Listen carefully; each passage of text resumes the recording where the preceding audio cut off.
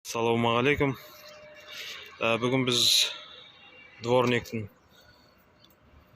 щеткасын қалай алып салуын қарайтын боламыз.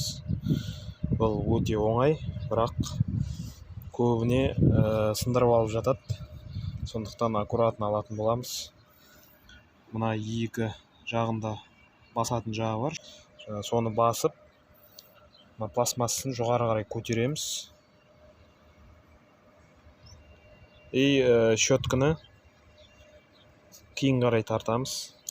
Болды, оп-оңай түсе қойды. Міне, мына пластмассының арасымен шығарып жүреміз.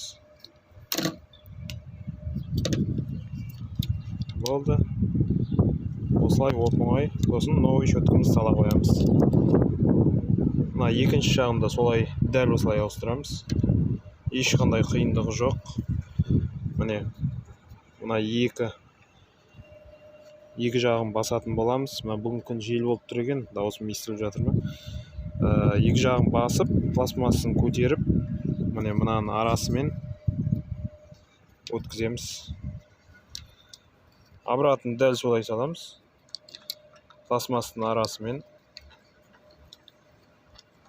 осылай өткіземіз. Крючогын ілеміз. Болды.